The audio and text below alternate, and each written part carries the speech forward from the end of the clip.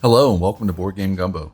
Today we're unboxing Dinosaur World by Pandasaurus Games. This is the newest Kickstarter and the updated version to Dinosaur Island. So as you can see here, we have several different things. We got the full Kickstarter edition here, which includes the base game as well as several other expansion packs and some promos as well. And we'll get through all of that, but first we're going to start with just the base game. All right, so here is our base game, and it is a beefy box. This has got quite a bit of heft to it, and there's a lot of interesting stuff rattling around in there. So Dinosaur World is a game for 2 to 4 players. Typical play time is between 1 and 2 hours. And obviously this is a recreation of Dinosaur Island, which is a game they came out with a couple years ago. And I thought maybe it had maybe a little too many mechanics in it, a little too complicated for what it was.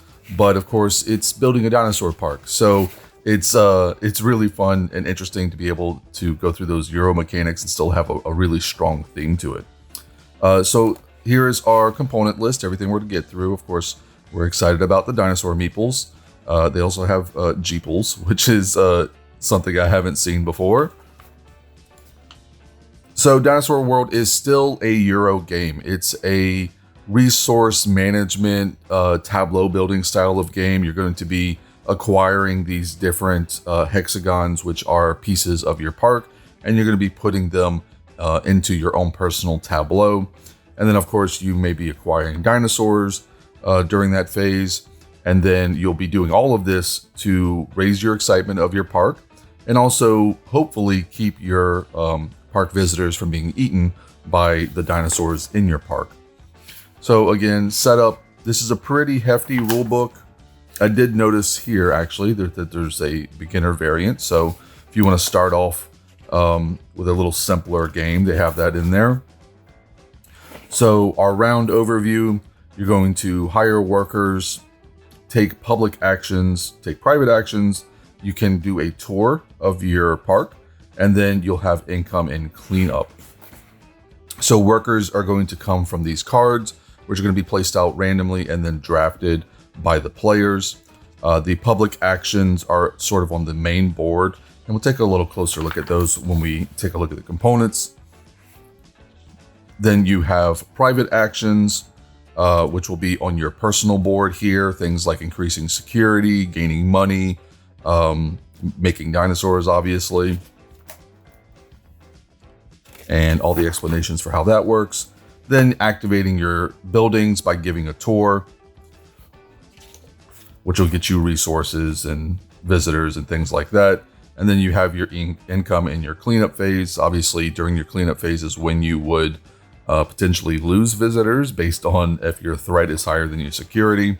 And then here is a nice little breakdown of how scoring happens at the end of the game. So you're going to score based off of money.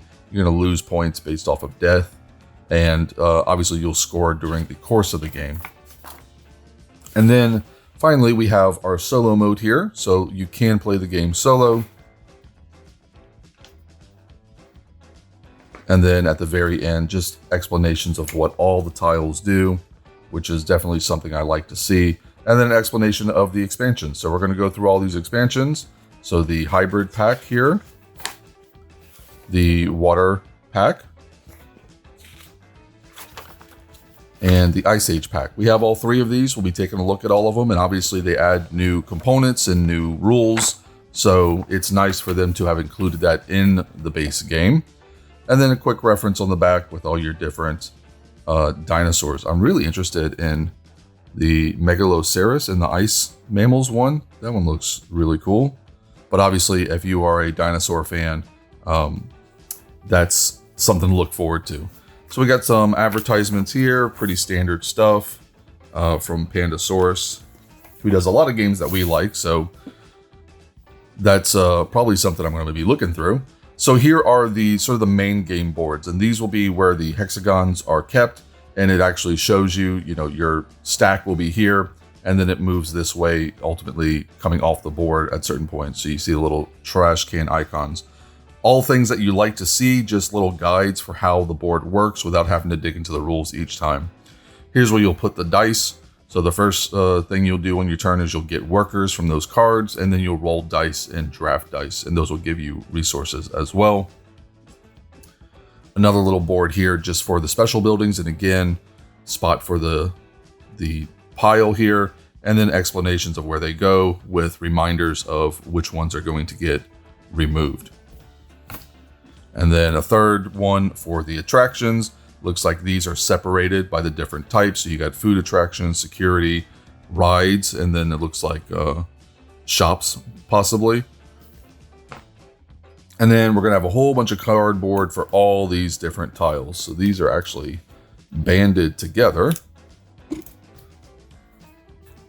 Let's see if we can get this off without too much effort.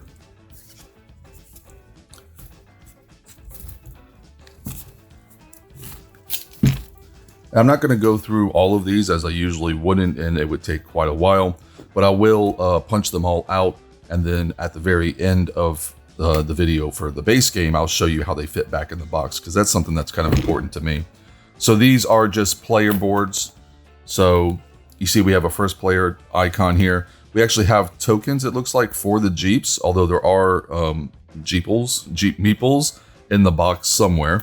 But that may be a Kickstarter thing. I don't know if the base game has the Jeep meeples in it. So this is the player board. These are your private actions that you can take. Again, things like getting money, additional security. The type of worker you use can actually get you bonuses. So if you use a green worker here for VC funding, you're going to get an extra $1. So potentially up to $4, $3 and $2. And then other things like increasing your Jeep level, making dinosaurs. That's all your personal actions. And it looks like, it's nice to see, most of these are, or all of them are slightly different. So again, up to 4 players. So we have a total of 4 player boards. We'll take a look at all of them real quick, because this is something I like to see. They could have just done the same 4 artwork on each of these, but they didn't. So they are one-sided, although the back is nice. But you'll notice that they are slightly different. So you can see the buildings have the same general shape, but there is a different background to them. You know, different types of trees and placement of things. So that's nice to see, just a little bit of variation on the player boards. Then we get into all of our different tiles, and there's going to be a ton of them. So again, I'm not going to go through all of them. But you can see that you have dinosaur tiles, and this is their threat, is the little red dots, and then their excitement, I believe, is the pink, and then it tells you how you build them. So the DNA that you need to build a T-Rex there. Also, each dinosaur has sort of this dinosaur die that it has to roll at the end of each round. And that will determine potentially if the dinosaur goes on a rampage or something like that. So again, more attractions. We've got roller coasters here. This one adds excitement. That's what that icon is. We have shops here, which are obviously going to generate money for you. We have sort of the security areas that add more security. You have a goat pen. It looks like it's like a diversion, basically. You put it out so the dinosaurs go after the goats instead of your park goers, which is kind of interesting. A clever little addition there. You got a danger tour over here, so kind of a push your luck thing there. So again, a lot of these different hexes, which are going to be a big part of the game. These are all the things that you're going to be building out in your personal park. You got a T-Rex jet ski. I'd definitely go on that one. So yeah, I mean, I like a lot of these. They got good humor in them. The text is a little small, but once they're in your hand, they're fairly easy to see. I think they might be a little difficult to see on a board, sort of outside of reach distance for some people. So that may be an issue, which is something I won't know until I start playing it, right? But it seems like it might be a slight issue. But then again, they have to include these things and they've got to go somewhere. So The only other option is to make those hexes bigger, which again isn't really an option either. So personal boards for each player to keep track of their resources, which is their DNA, their threat, their security, and their Jeep level. And these, as you can see, are inset boards, double layer boards. So your cubes are not going to move around once you have them set. And that's really nice to see. We've got sort of a main board to track our excitement level and victory points, as well as the turn order. And I believe this is the round tracker here. Unfortunately, this board is a little bent. You can actually see a crease here, and the board itself is bent. And that must be why they sent us a replacement, because I actually noticed in the promo items that they sent us was a replacement board. So it's nice that they caught that problem quick enough that they were able to include the replacement board right away. You don't have to wait for it. So unfortunately, this one is just going to go in the trash, but we still have our very nice straight board to play with. So thank you for that. We've got a very cool looking embroidered bag here for Dinosaur World. And this will be, I believe, what our meeples will be in. Maybe our dice. So what are our other bits here? So first of all, here's our dice.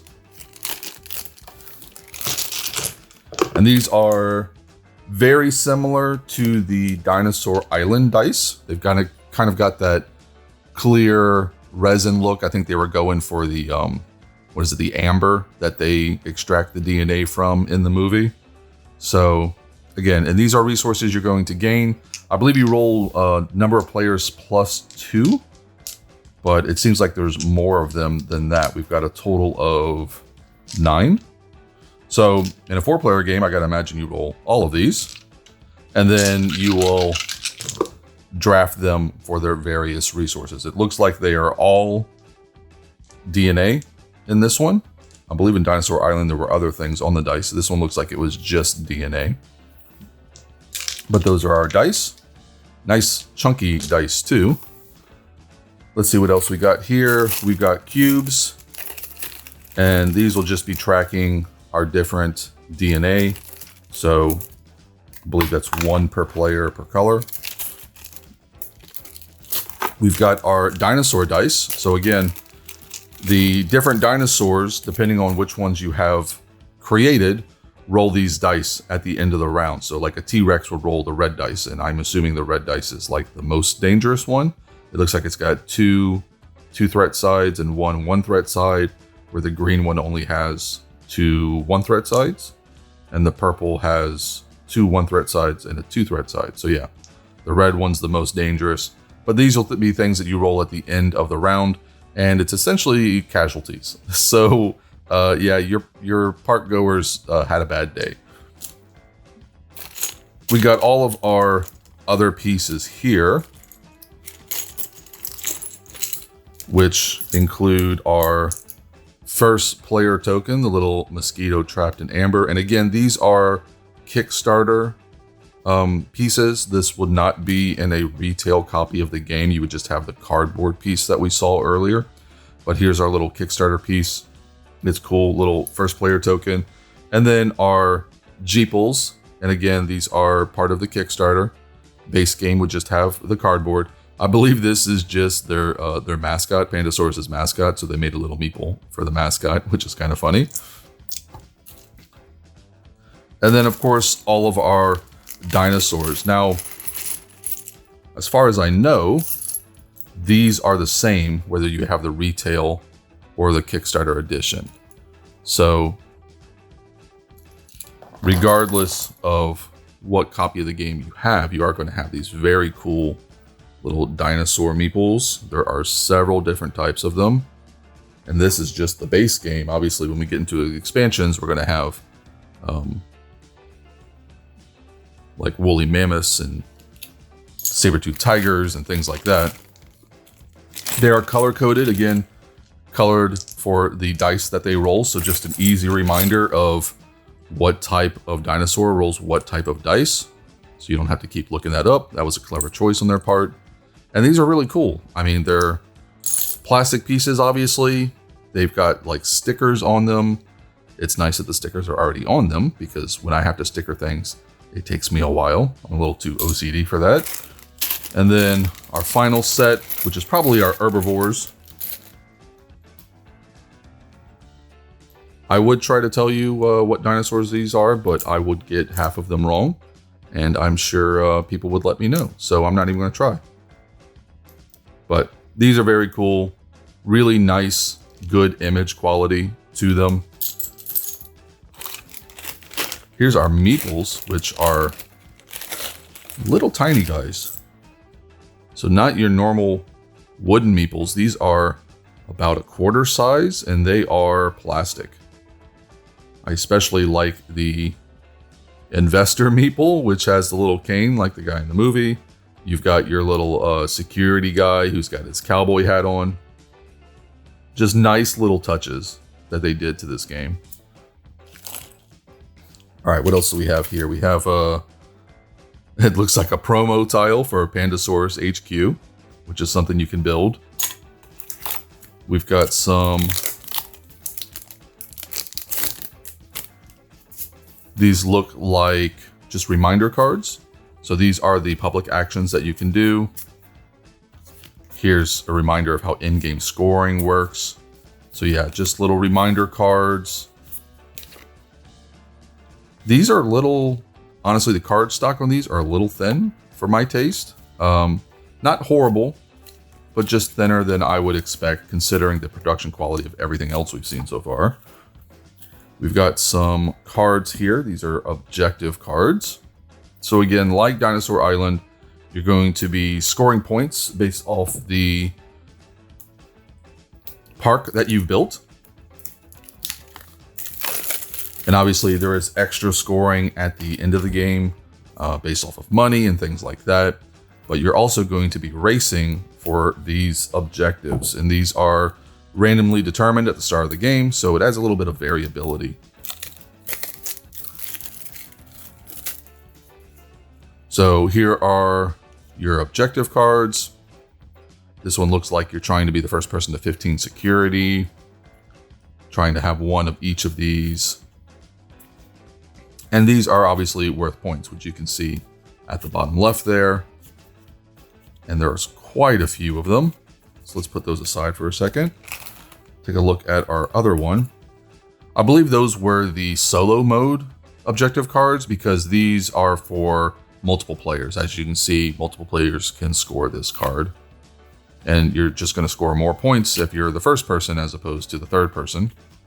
So it looks like these are the multiplayer ones. They have different colors. I assume that's a one of each type situation. So one green, one pink, and one blue. We have our workers. So again, these will be shuffled up and put out. And then players will draft these, and those will be the workers they have on their turn. So these cards are a little bit thicker quality than the... they're about the same. About the same quality as the reminder cards, which is a little thinner than I think I would like. But definitely not bad. Like, it's not a problem. But again, so number of meeples you get, and there is a reminder on the bottom.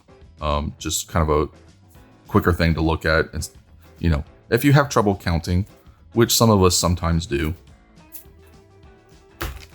And then we have some specialist cards, which are also worth points, but you can gain throughout the course of the game. And then finally, we have our money.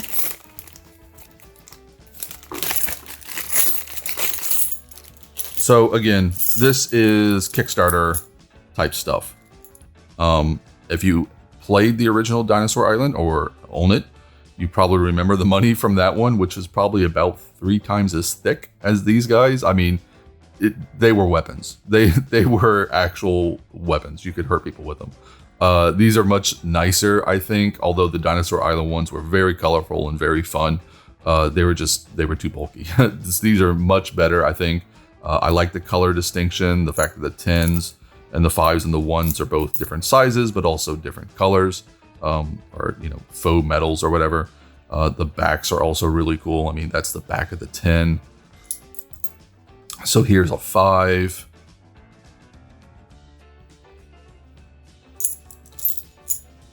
And a 1. Again, the font's very easy to read. And the fact that they put these different dinosaur heads on the back is really cool. Very nice touch, something that Pandasaurus usually does really well.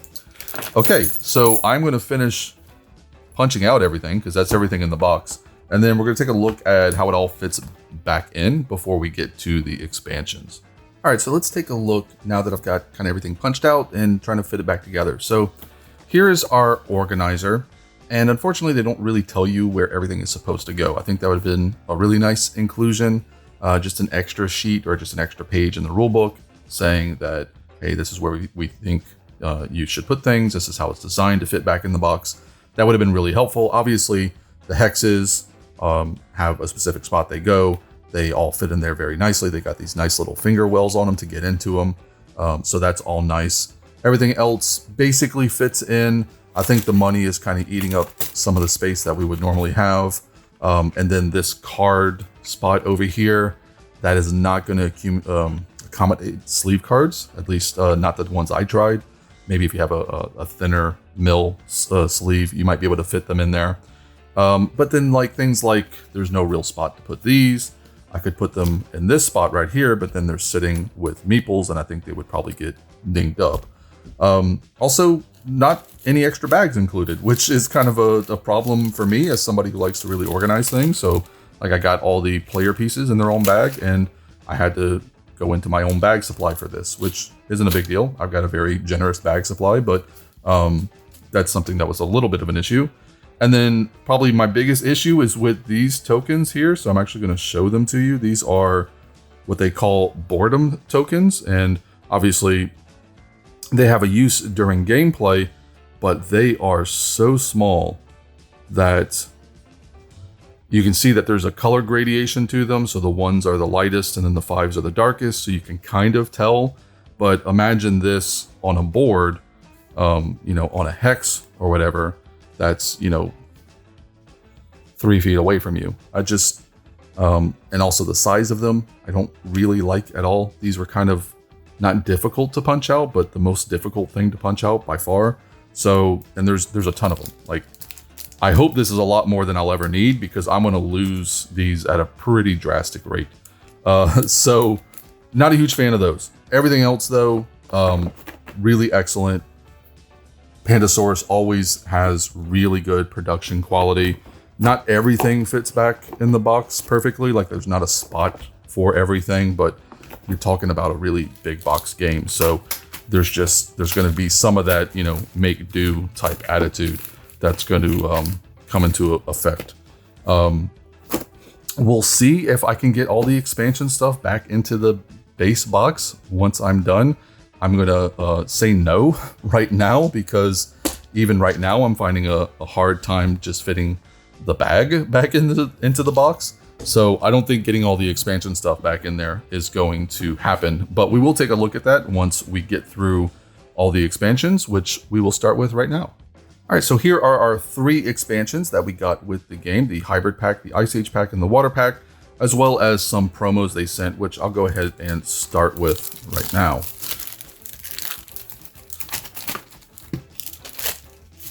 Because we've already talked about the base game, I'm going to go through these fairly quickly just to basically show you what's in them. Obviously, we've got our promo stuff here, which is an extra specialist card. We've got an extra Space Raptor tile, which actually looks like this is for Dinosaur Island. This is actually not for Dinosaur World. And then we have some Space Raptor meeples, which is a combination of words I don't think I was ever going to say in my life. Space Raptor meeple. Almost looks like an alien from Predator. And then we have the Raptor Sentry, which again, I think is from Dinosaur Island. Pretty certain these are all Dinosaur Island promos, and not actually for Dinosaur World. The Recruiter, I believe, is for Dinosaur World. Okay, so let's get into these packs here. So again, because we've already done the base game, I'm just going to go through these fairly quick, starting with the water pack. So the rules for the water pack were actually in the base game rulebook, but they do actually provide you a second one. Obviously, a component list here, and how the game changes when you're using this one. So there's a new resource, which is algae, and there are algae dice. And then all of our new dinosaurs that are getting involved. The herbivores, I guess these are omnivores, and then the carnivores. All right. New tiles for our new dinosaurs. These are their little paddocks.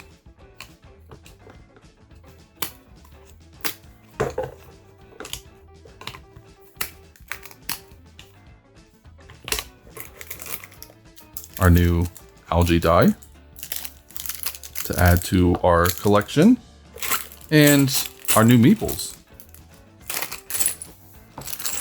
So these are really cool. Obviously, they are different from the base ones because they're blue, but they're also slightly translucent, which is really cool. It's a nice visual effect.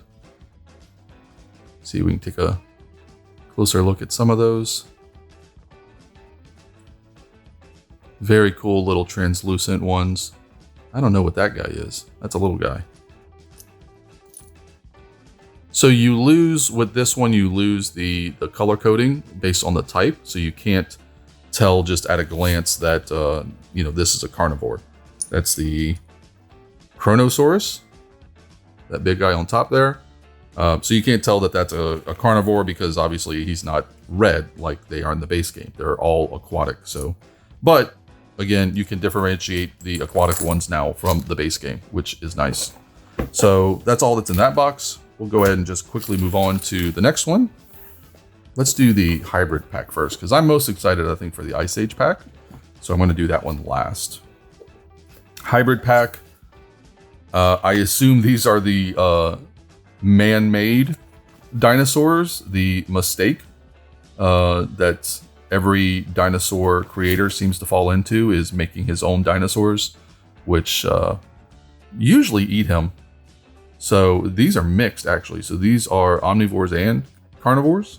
So that's interesting. Nice little change up to the mechanic there. Again, more paddocks.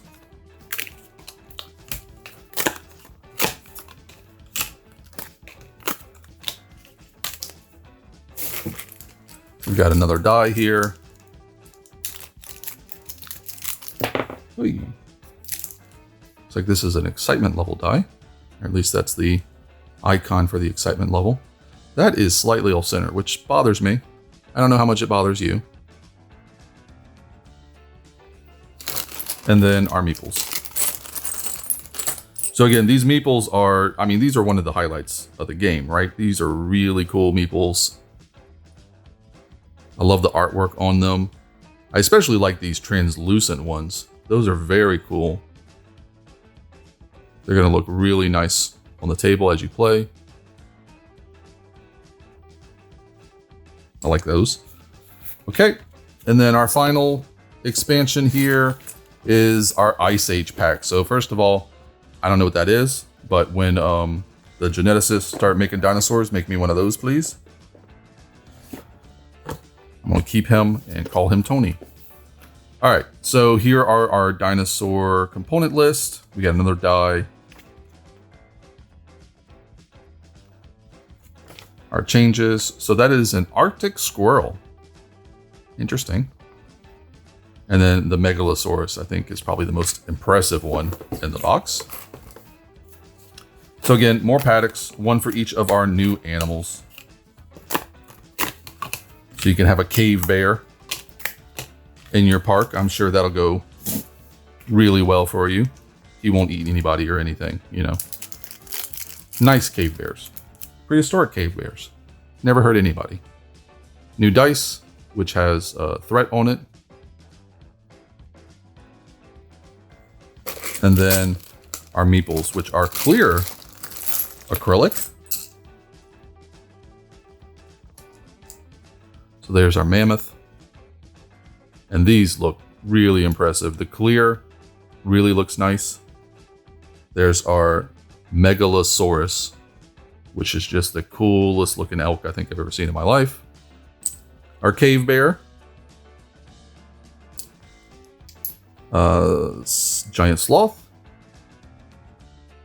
And finally, our little buddy, the Arctic squirrel. Never hurt anybody. No danger whatsoever. All right, so that is everything we have for Dinosaur World. That is the Kickstarter pledge with the extra coins and meeples and all the expansions. I am going to take a quick cut and then see how I can fit this back in the base box. I don't really think it's going to go well, but let's take a minute and take a look at that. All right, so as I suspected, I really wasn't able to get much of the expansion stuff into the base game. I was able to make a little more room by putting the character pieces down here, and the tiles themselves actually do fit, which is really helpful that all the tiles get put in.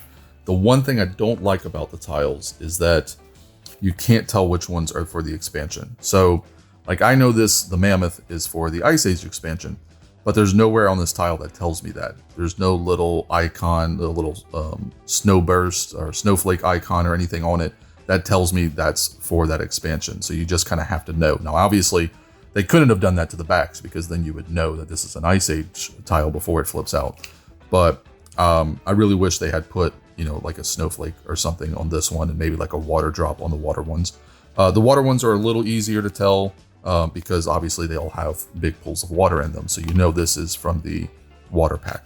And also the hybrid ones have 2 resources to craft them instead of 1. So still, I think it would have been an easy addition that would have helped quite a bit, especially if you're playing a game and you want to take out the expansion material and maybe you played with it last time. You're going to have to go through each tile and kind of remember the names of those specific expansion dinosaurs. But again, the fact that all the hexes fit in the base game is huge. That could have been a real misstep on their part. So because I couldn't fit everything back into the base box, it allowed me a little leeway to sort of put things in one of the expansion boxes. So with the base game now, with everything thrown back in, I have one expansion box filled with stuff, which is right here. So again, the meeples from the 3 expansions, their rule books, and then a few extra things. We did have more of these little small pieces for the algae. Just one person's opinion here, but please don't ever include anything this small in your game. I think it's going to be one of those situations where you're playing a game and then you go to clean up at night and you're picking up the hexes and you know, one of these pieces slides off. You're going to either lose it or you're going to realize that, hey, we haven't been playing right because this piece that was on this hex for the last however many rounds, nobody noticed it. I just think these pieces are going to get lost on the tiles really quickly and then lost physically really quickly. And then our bag of dice, which now fits very nicely into our little expansion box. Of course, I chose the Ice Age pack because it has my favorite characters in it. And then there we go. So now I've got everything in these 2 boxes, which is a lot more reasonable than carrying around 4. So that's it. That's everything we have for Dinosaur World from Pandasaurus Games. And thank you for watching.